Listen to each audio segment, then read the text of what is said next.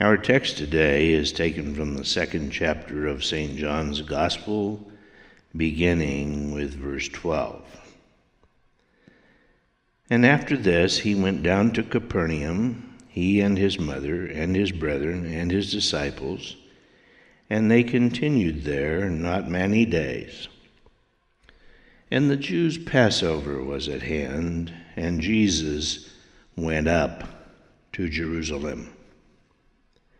How long after the wedding did Jesus leave Cana to go to Capernaum? Was it a day? Was it a week? Was it a month? We do not know because we are not told. The Bible does not mean to account for every day of Jesus' life during his 3.5 years of ministry, nor does it propose to tell us everything he did and said during that time.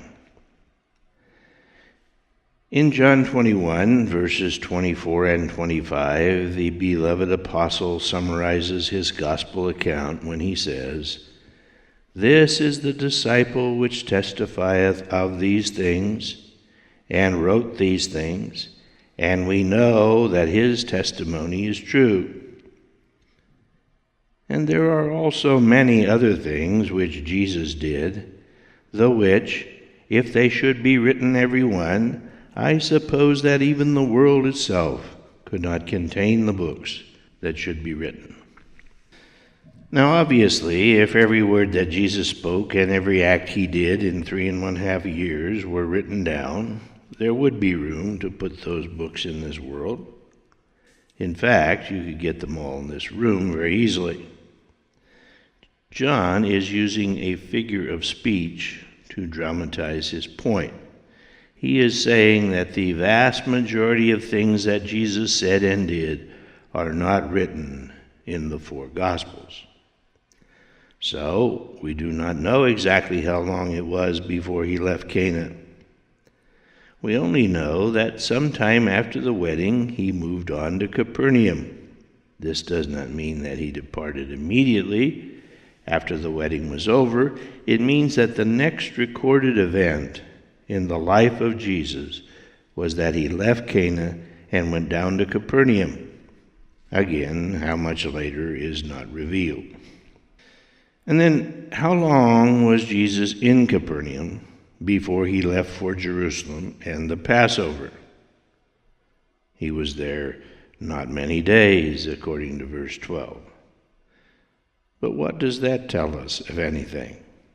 Well, let's zoom in on that for a moment. To begin our focusing down, I will review briefly what has taken place in terms of the passing of time up to the point of the wedding feast in Cana.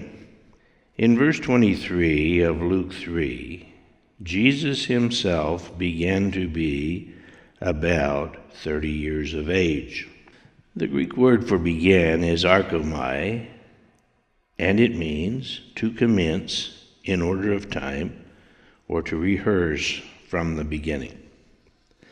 In other words, this tells us of the beginning of an ongoing situation. How long it will continue is not indicated by the Greek word, but it is by the text. This situation will continue for 1 year until Christ begins to be about 31 years old. The Greek word to be, or I am, is ein, and it means he was, he agreed to be, he had charge of, he was holding, he was using. It does not mean he was in the sense that he existed. It means that he was something, he was doing something, or he was involved in something. Now the Greek word about is hosi, and it means as if, about, as it had been, as it were, or like as. Putting it all together, this verse is telling us that this was the beginning of the time when Jesus would be known as, or regarded as, about 30 years of age. So Jesus was baptized by John on his 30th birthday, which was the Day of Atonement. Then he went to the wilderness for 40 days. After that, he returned to Bethabara in Judea, where John was baptizing on the Jordan. Jesus spent a few days in Judea, during which he called Philip, Andrew, Nathanael, and Peter. So we're now about 45 days after his baptism.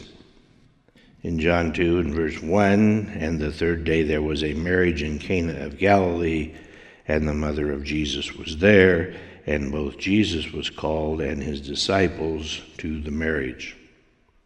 It has been fashionable to take the position that this is a continuation of a chronology that is started in verse 28 of chapter 1. But this cannot be the meaning of that verse, unless you think that Jesus and his disciples made the journey on foot from Bethany to Cana of Galilee, a distance of about 85 to 95 miles, from the evening of the second day in time to be called to the marriage and get there in the late afternoon of the third day. This is not reasonable to suppose. The third day here apparently refers to day 3 of a celebration during which there was a marriage. It may have been a feast day. We do not know when it was. It might have been the Festival of Lights in December, the feast of the 10th of Tebeth in January, or even possibly the feast of Esther or of Purim in February, but it is more likely that it was just the third day of a festivity connected with a marriage which often lasted a number of days in the Israelite tradition. In any case, it was not the third day after John saw Jesus returning from the wilderness in Bethany in Judea. Some time had passed. How much, we do not know. Now, verse 12 of chapter 2 says, after this he went down to Capernaum, he and his mother and his brethren and his disciples, and they continued there not many days. The Greek word for continued is meno. It's a primary verb, and some of its meanings are to stay in a given place, to abide in a state of existence, relationship, or expectancy, to dwell, to endure, to be present, to remain, to stand, to tarry in a place as if it were thine own. Many is the Greek word polus. It can mean much in any respect, or the plural of it is many. It can mean a great amount, long, or plenteous. Now, the Greek word for day is hemera. It can mean literally the time space between dawn and dark, or the whole 24 hours, but it also means figuratively a period of time always defined more or less clearly by the context. It can mean an age, always, day by day, forever, or it can even mean judgment day. And it can mean years. There were a number of days while he was in Capernaum, during which it is possible that nothing is recorded. It might have been a day, it might have been a week, it might have been a month, or more. What the text means to tell us is that Jesus did not settle down in Capernaum as if it were his home with the intention of remaining. Well, why would that be significant? It is significant because it had been his home before his ministry began. The emphasis here is not on how many days Jesus stayed there. If that were the case and the intent, we would be told. The message is that he went back to his hometown, but now that he had been anointed the king, the man, the servant, and the God from heaven, it was no longer his home. He was not coming home to stay as a resident ever again. His purpose in going to Capernaum was temporary. When his work for that time was done, he would be moving on. And so again, we do not know how long Jesus was in Capernaum. We know only that his stay was temporary.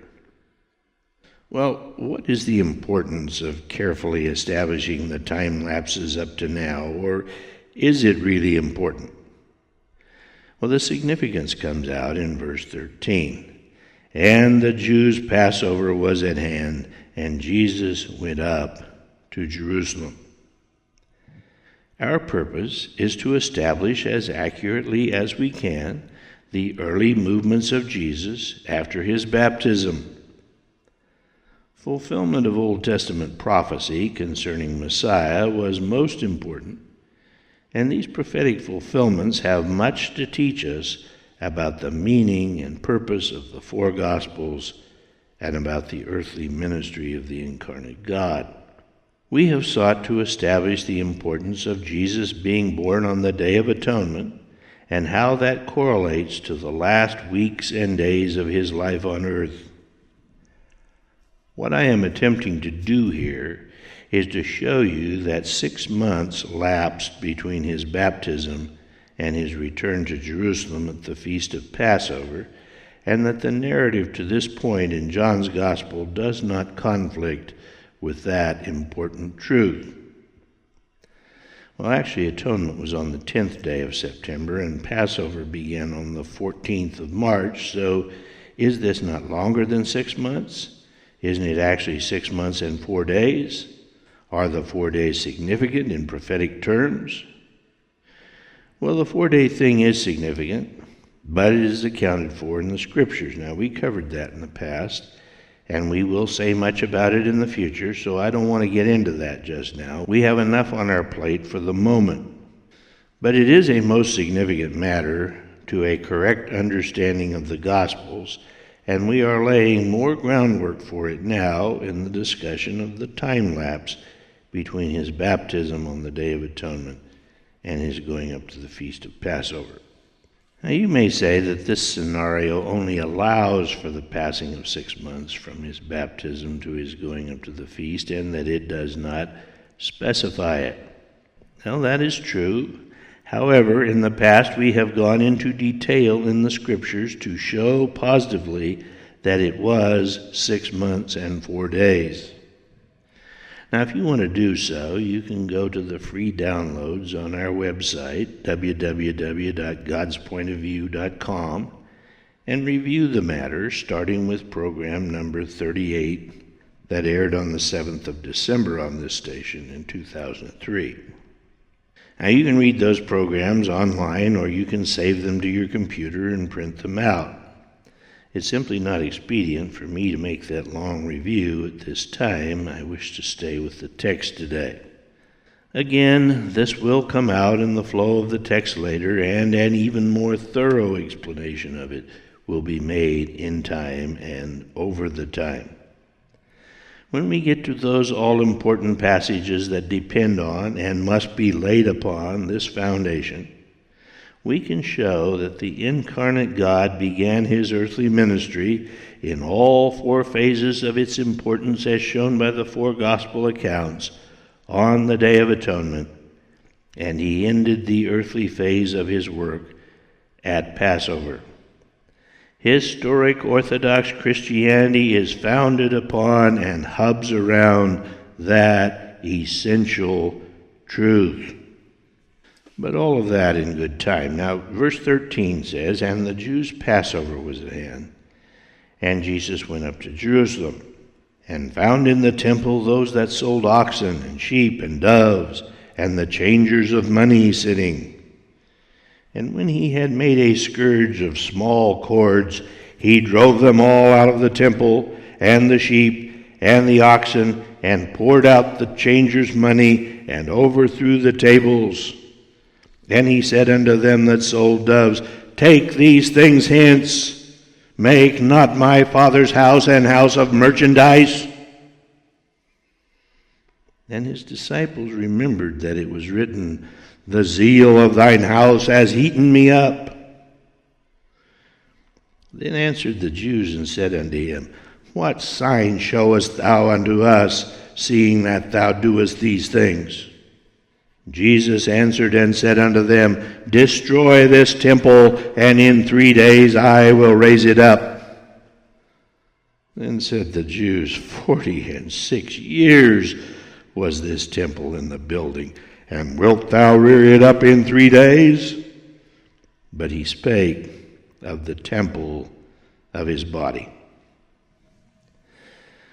The Passover in Jerusalem was soon to take place, and Jesus went up to Jerusalem to keep it. It was required that every Israelite, whether or not he was a Jew, keep one of 3 feasts in Jerusalem. They were Passover in the first month, Pentecost in the second month, and Tabernacles in the 7th month. Now, Jesus could not keep the Feast of Tabernacles because he was on a divinely appointed and important assignment in the wilderness. He could have skipped Passover and went up to Jerusalem for Pentecost, but Passover was the most important feast. Beside that, it was the logical place for Jesus to speak his first words of ministry. Now, he had already said a few recorded things to his disciples and his mother, but these words in Jerusalem were the first recorded words of his ministry. As we shall see, he did not begin his Judean ministry proper until later on, but he launched his teaching ministry in Jerusalem at Passover. And it was more than a teaching ministry. It was the administrative ministry, not only of the King of the Jews, but the eternal King from heaven. And it was the very place on this earth and in time and history where it would finally all come down. He was the sacrificial Lamb of God, about whom Passover existed and in which it consisted. And then there were some prophetic matters here to attend to. In Malachi 3:1 it was written, "Behold, I will send my messenger, and he shall prepare the way before me, and the Lord whom ye seek shall suddenly come to his temple, even the messenger of the covenant whom ye delight in. Behold, he shall come, saith the Lord of hosts." Now, this verse clearly links the fulfillment of Malachi's prophecy to the time of the messenger, John the Baptist, and the beginning of the ministry of the Christ or of the Messiah. The first thing the Lord did was to fulfill the natural aspects of Malachi's prophecy. These were the first instructive and corrective words that Jesus spoke, and he spoke them to the corrupt priests who were profaning the temple with their merchandising and their prosperity doctrines. Now keep it in your mind that he did not do this as the king, the servant, or the seed of the woman, but as the Word which was in the beginning with God and was God. For Israel and for the world, the eagle had just landed, and the feathers were about to fly. But we shall wait until next time, when we will, if the Lord allows, get into this fascinating beginning of God's personal, on-the-ground communication with men. Read more at godspointofview.com. A copy of this book is available from Amazon in Kindle and paperback format. Link in the description.